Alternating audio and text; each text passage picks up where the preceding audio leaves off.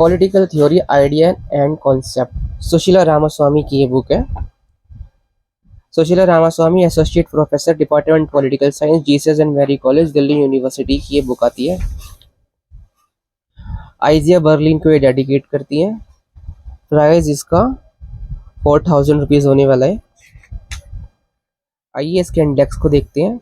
Nature of political theory, हाँ आपको nature की जानने के बारे में मिलेगा। और कंटेम्प्रेरी पॉलिटिकल थ्योरी, इसके अंदर आप पॉजिटिविज्म और logical positivism, behaviourism, political theory dead and revival किस तरह होती है, और डिफेंस एंड क्लासिक ट्रेडिशनल्स के बारे में, बर्लिन और वॉलिन के बारे में जानने को मिलेगा। यहाँ पर आपको post behaviourism and new behaviourism के बारे में भी जानने को मिलेगा इस बुक के अंदर। देखिए दोस्तों, कब एक पॉलिटिकल साइंस के स्टूडेंट होने के नाते आपके पास 4 से 5 या 3 से 4 पॉलिटिकल थ्योरी की ही बुक होनी चाहिए, तभी आप इनके कॉन्सेप्ट क्लियर कर सकते हो।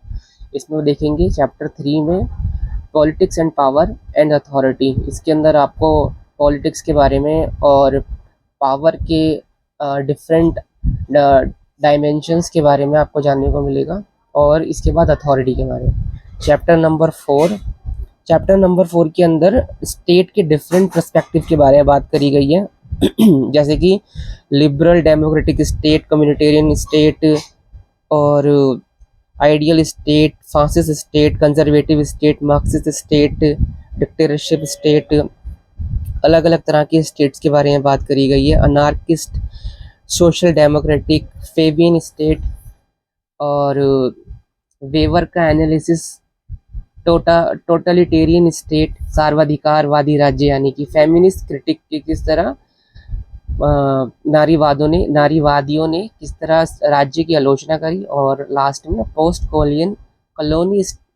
Colonial state.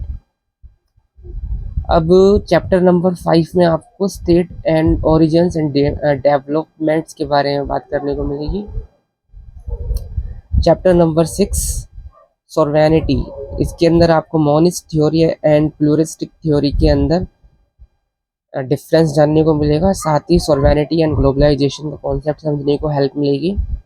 पॉलिटिकल ऑब्लिगेशंस, दोस्तों पॉलिटिकल ऑब्लिगेशन सभी पॉलिटिकल थ्योरी की बुक में चैप्टर नहीं होता, तो एक इम्पोर्टेंट चैप्टर है, इसे मार्क कर देते हैं। ऐसे पॉलिटिकल ऑब्लिगेंस एंड सिविल डिसोबीडेंस, ये चैप्टर भी नया है। सिटीजनशिप और डिफरेंट पर्सपेक्टिव, जैसे कि cosmopolitan ideology, citizenship education, differential citizenship, अलग अलग ये पर्सपेक्टिव है। राइट्स के अलग अलग डायमेंशन है, पर्सपेक्टिव। लिबर्टी, इक्वालिटी, राइट्स, ये तो कॉमन है। सिटीजनशिप भी कॉमन है। हम इस किताब को क्यों पढ़ें? प्रॉपर्टी भी कॉमन है, डेमोक्रेसी भी कॉमन है। लेकिन जैसे दोस्तों की, जैसे कि ये डेवलपमेंट का जो कॉन्सेप्ट है एंड वेलफेयर स्टेट का जो कॉन्सेप्ट है, ये नई कॉन्सेप्ट है इस बुक के अंदर। और थ्योरीज ऑफ सोशल चेंज, ये नया कॉन्सेप्ट है।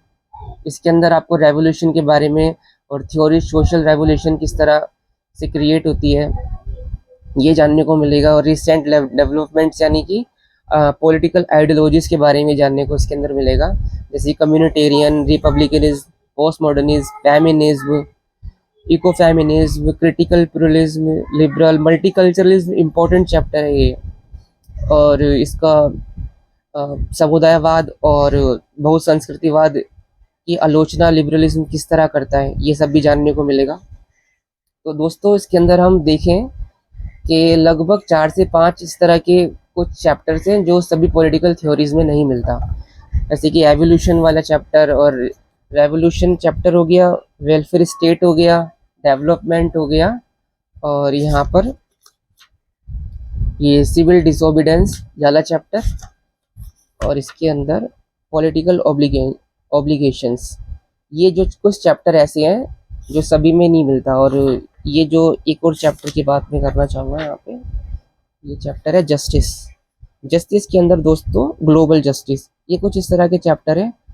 इन्हीं चैप्टर्स में से क्वेश्चंस बनता है जो नेट यूजीसी में पूछा जाता है, तो इन चैप्टर्स को ज़रूर करना है, क्योंकि ये जो कॉमन चैप्टर है ये तो सभी पढ़ते हैं। अगर आपको पेपर क्लियर करना है तो ऐसे चैप्टर पढ़ने हैं जो चैप्टर बहुत कम हो, जो टॉपिक्स बहुत कम मिले उसी में से क्वेश्चंस खींचेगा। ओके दोस्तों, अगर आपको ये वीडियो पसंद आई होगी तो चैनल को सब्सक्राइब एंड लाइक ज़रूर कीजिएगा। Thank you.